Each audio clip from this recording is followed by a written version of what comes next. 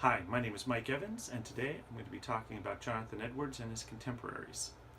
One of Jonathan Edwards' most fascinating unfinished works was his treatise entitled A History of the Work of Redemption.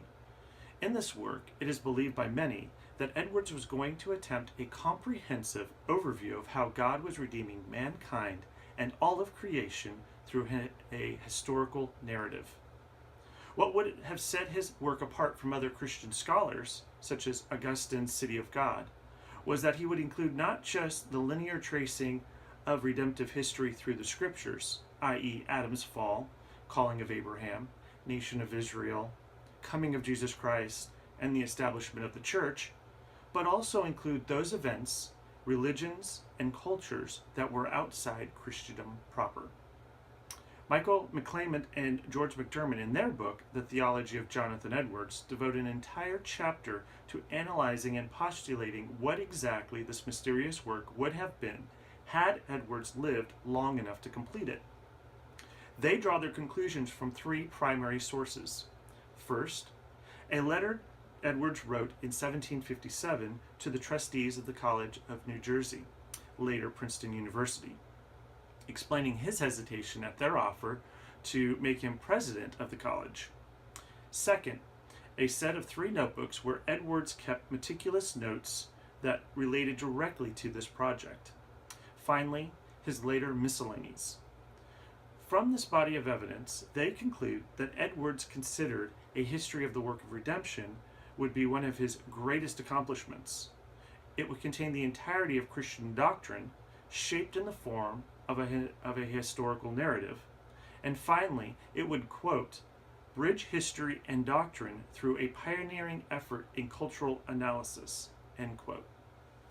John Wilson, in his article, Jonathan Edwards as Historian, looks at criticism that has been leveled at Edwards from scholar Peter Gay, who believed Edwards' bright intellect was squandered by having a decidedly narrow religious focus. Wilson points out that history does not have to be viewed either through a religious or scientific lens exclusively, as Gay contends. He argues instead that while Edwards obviously built upon a religious or redemptive foundation, he was more than capable of having a keen scientific or objective eye for how historical events connected together. Additionally, Sang Lee points out in his book, The Philosophical Theology of Jonathan Edwards, that for Edwards, God not only sovereignly ruled over all of history, but, quote, God seeks to redeem and sanctify history by God's own self-extension through history, end quote. Robert Westbrook, in his article, Social Criticism and the Heavenly City of Jonathan Edwards, elaborates further on what Edwards saw as this perfect society or heavenly kingdom that God was establishing through history. Westbrook identifies 3 key elements within Edwards' writings.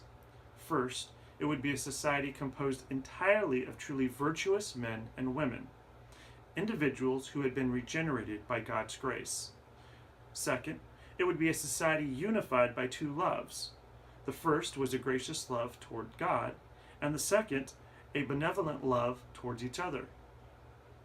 Finally, this perfect society would be impossible to manufacture from a human standpoint, either through education, government, or other natural means.